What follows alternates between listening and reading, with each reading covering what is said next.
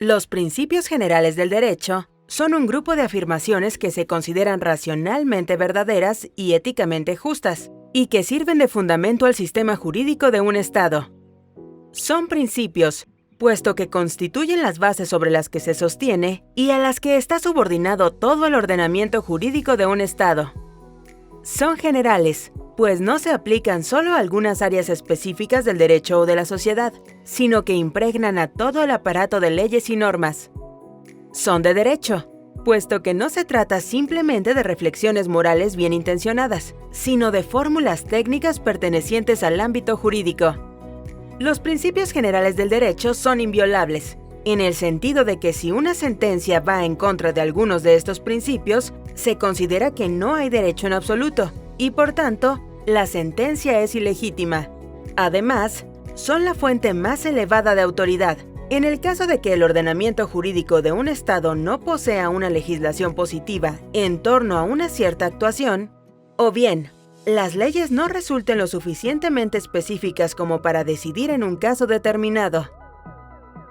Funciones de los principios generales del derecho. Constituyen el fundamento ético y racional del ordenamiento jurídico del Estado.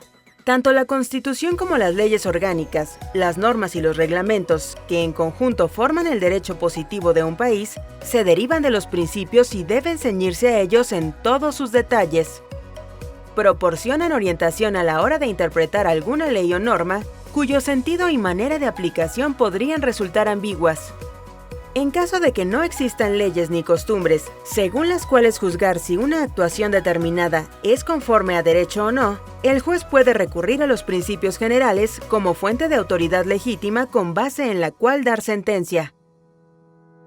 Algunos principios generales del derecho. Los principios generales del derecho son numerosísimos y siguen incrementándose en la medida en que la doctrina y el ordenamiento jurídico evolucionan y se actualizan. Por otra parte, no todos los ordenamientos jurídicos se fundamentan exactamente sobre los mismos principios generales del derecho. Aunque hay muchísimos principios en común, puede suceder que un cierto principio invocado en un país no forme parte del basamiento jurídico en otro territorio. A continuación, vamos a conocer algunos de los principios generales del derecho más comunes, dejando en claro que existen muchos otros. Las leyes deben ser para todos. Es el principio de interés público. Un Estado debe gobernar para todos los habitantes de su territorio. Todas las leyes deben estar sujetas al interés de la sociedad, no al interés del Estado. Esto se ve reflejado cuando se cambian las constituciones de los países. Si se modifica un artículo o se añade a la Constitución, debe ser para beneficiar a toda la población, no solo a una parte de ella o a una parte del Estado. Nadie debe ser condenado sin ser oído. Este principio está relacionado con el debido proceso, que es el conjunto de garantías que el ordenamiento jurídico concede a todos aquellos que han sido acusados de un crimen. Y una de las garantías fundamentales en todo debido proceso es el derecho a la legítima defensa, es decir, a ser escuchado. Las famosas audiencias Nuremberg, donde se juzgaron los crímenes del régimen nazi, fueron justamente eso. Un espacio donde los criminales de guerra expusieron sus argumentos en defensa propia ante los jueces, el jurado y los acusadores. Se entiende que hace la cosa aquel a cuyo nombre se hace. Este principio establece que el responsable de un hecho punible no es solo aquel que efectivamente ejecuta el hecho, sino también quien es, ya sea por medio de un pago, ya sea desde el poder que les da una posición en una alta jerarquía, pueden considerarse como la causa del mismo, lo que comúnmente se llama autoría intelectual de un delito.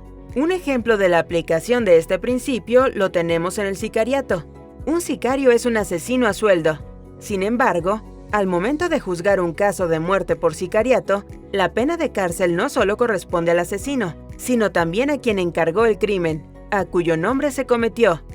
Otro ejemplo son los crímenes de lesa humanidad. Los responsables de un genocidio no solo son los militares que perpetraron la masacre, sino también los coroneles o generales que desde su posición de poder ordenaron el asesinato masivo. Lo que no está prohibido, está permitido. Quiere decir que se puede hacer legalmente todo aquello que no esté taxativamente prohibido por la ley vigente. Por esta razón, muchas empresas contratan firmas de auditoría que, al conocer bien la ley y sus falencias, consiguen reducir significativamente las sumas que sus clientes deben pagar en impuestos, ahorrándoles dinero sin violar la ley. Quien sabe y consiente no recibe injuria ni engaño. Quiere decir que, si una persona tiene la madurez y salud mental necesaria para comprender las intenciones del otro, y además está de acuerdo con ellas, no puede considerarse una víctima, ni de engaño ni de agresión, pues actúa según su libre albedrío. La aplicación de este principio se observa en la legislación sobre abuso sexual vigente en muchos países del mundo. Para que exista tal crimen, es necesario que la víctima no sepa, no consienta o no sepa ni consienta. Pongamos como ejemplo el caso de una menor de edad. Incluso en el caso de que éste consintiera con las intenciones del adulto, existiría un caso de abuso, pues la ley asume que, por su propia minoría de edad, no es posible que el menor tuviera plena conciencia de lo que ha sucedido. De abuso sexual se trataría también si la víctima, consciente o no de las intenciones del abusador, no lo tolera y se resiste ante las acciones de este último. Todos somos iguales ante la ley.